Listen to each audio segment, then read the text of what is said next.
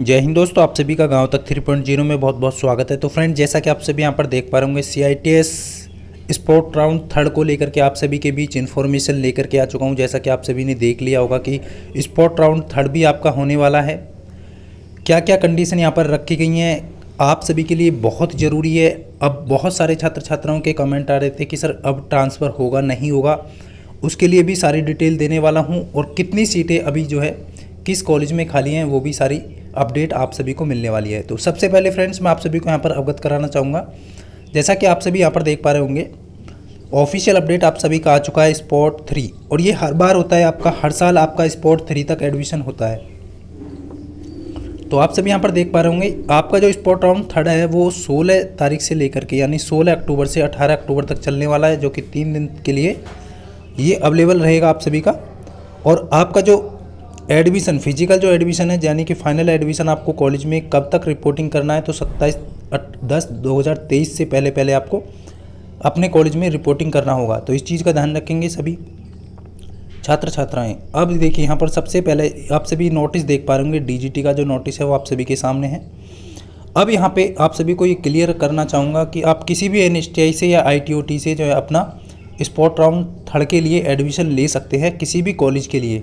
मान लीजिए आपके पास में जो भी NSTI नज़दीक में पड़ता है उसमें जाकर के आपको बोलना है कि आपको बेंगलोर के लिए लेना है या मुंबई के लिए लेना है या फिर कानपुर के लिए लेना है। जहाँ पर भी सीटें अवेलेबल हैं वहाँ के लिए आप एडमिशन करा सकते हैं।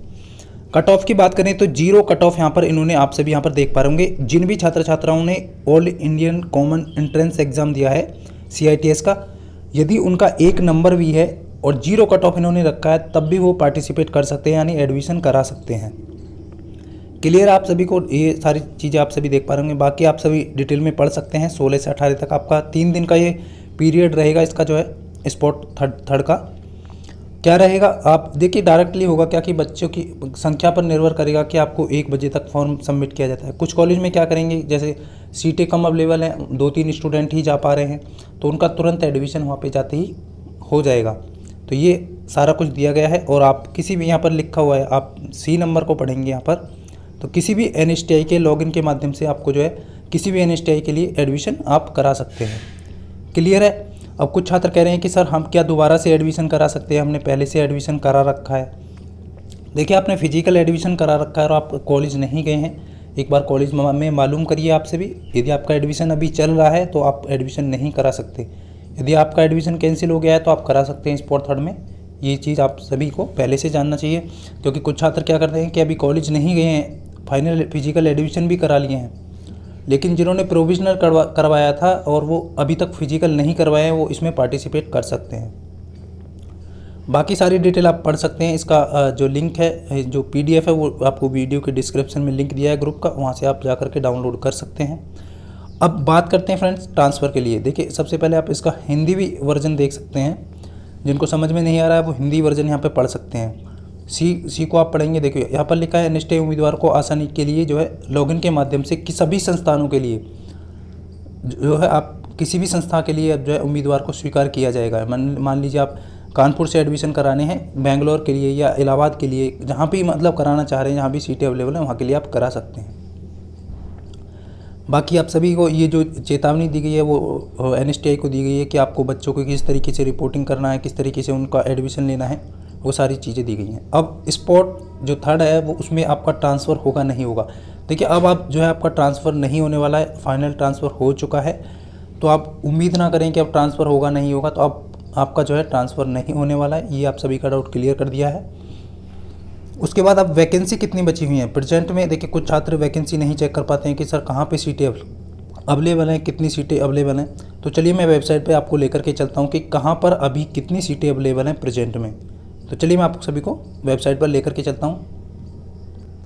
तो फ्रेंड्स, आप सभी यहाँ पर देख पा रहे होंगे क्लियरली 12/10/2023 और समय आपका 8:02 हो रहा है। आप ऊपर देख पा रहे होंगे लगभग 2-3 के आसपास जो है।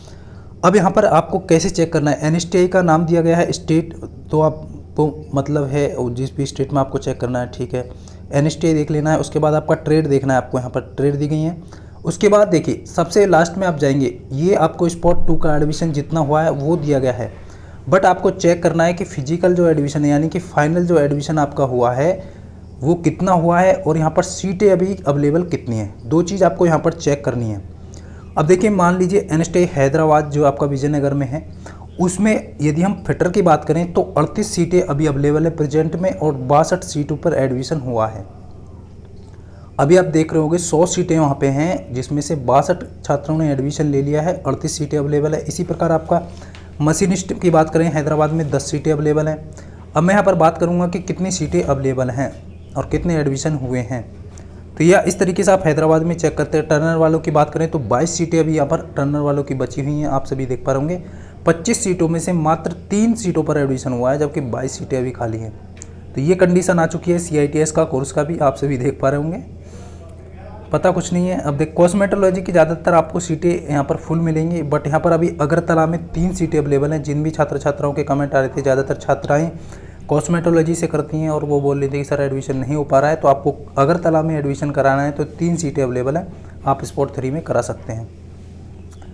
बाकी ड्रेस मेकिंग की तो बहुत सारी सीटें अभी अवेलेबल हैं, इस तरीके से आप चेक कर सकते हैं। अब इलाहाबाद की बात कर लेते हैं, इलाहाबाद में कहाँ कहाँ पर सीटें। CSA की कोई सीट इलाहाबाद में नहीं है, कॉस्मेटोलॉजी की कोई सीट अवेलेबल नहीं है, ड्रेस मेकिंग की 27 सीटें अवेलेबल हैं, इलेक्ट्रॉनिक्स मैकेनिक की 1 सीट अवेलेबल है। अभी आप देख पा रहे होंगे 50 सीटों में से 49 पर एडमिशन हो चुका है। फैशन डिज़ाइनिंग की कोई सीट नहीं है यहाँ पर। बाकी आपसे भी यहाँ पर नीचे की तरफ जाएंगे। अब बेंगलोर में बात करेंगे, बेंगलोर में 10 सीटें अवेलेबल हैं CSA की। ड्रेस मेकिंग की बात करें तो 25 सीटें अवेलेबल हैं। बताइए, एक भी एडमिशन नहीं हुआ है। डेस्कटॉप पब्लिक ऑपरेटर जो होता है, पूरी की पूरी ट्रेड खाली है, 25 के 25 सीटें खाली है। किसी मतलब इस ट्रेड से मतलब किसी भी कैंडिडेट ने एडमिशन नहीं कराया है। तो ये लगभग जो भी ट्रेड से बच्चे एडमिशन नहीं कराते हैं, DGT क्या करता है, इनको जो है वो रिमूव कर देगा। अब आगे इन पे कोई भी काउंसलिंग नहीं होने वाली है। ऐसे पिछले साल भी 6 ट्रेडों को जो है रिमूव कर दिया गया था, बिल्कुल ही हटा दिया गया था। इसी प्रकार आप सभी देख पा रहे होंगे। उसके बाद ड्रेस मेकिंग में आप सभी देख पा रहे होंगे। फैशन डिज़ाइनिंग में देखिए, बेंगलुरु में अभी जो भी छात्राओं का एडमिशन नहीं हुआ है, बेंगलुरु में वो एडमिशन करा सकती हैं। 2 सीटें खाली हैं फैशन डिज़ाइनिंग की। तो इस तरीके से आप चेक कर सकते हैं सभी NSTI का, ठीक है। इंदौर वगैरह में भी आप चेक कर लीजिएगा। ड्रेस मेकिंग का तो लगभग बहुत सारी सीटें, इलेक्ट्रीशियन की 3 सीटें बची हुई हैं। कहाँ पे? इंदौर, मध्य प्रदेश में। बाकी चलिए यहाँ पर जयपुर का देख लेते हैं। जयपुर में कॉस्मेटोलॉजी की 2 सीटें अभी अवेलेबल है। देखिए,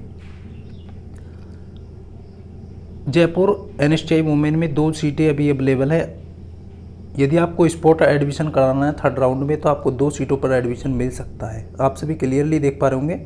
जबकि ट्रांसफ़र नहीं हो पाया था कुछ छात्राओं का यहाँ पर, लेकिन अभी प्रेजेंट में क्या हुआ है, ये सीटें अब खाली क्यों हो गई है, क्योंकि 2 छात्रों ने बिल्कुल एडमिशन नहीं कराया है, उन्होंने कैंसिल करा दिया है। इस वजह से जो है NSTI की तरफ से जो है वो कैंसिलेशन का ऑप्शन, मतलब कैंसिलेशन लिख करके भेज दिया, DGT ने उनको कैंसिल कर दिया है। 2 सीटें अभी यहाँ पर राजस्थान में NSTI कॉस्मेटोलॉजी की बची हुई हैं। जिन भी छात्राओं के कमेंट आ रहे थे कि सर जयपुर में कॉस्मेटोलॉजी में एडमिशन हो जाएगा, नहीं होगा, तो 2 सीट अवेलेबल है, आप जाके जो है स्पॉट 3rd में एडमिशन करा सकते हैं।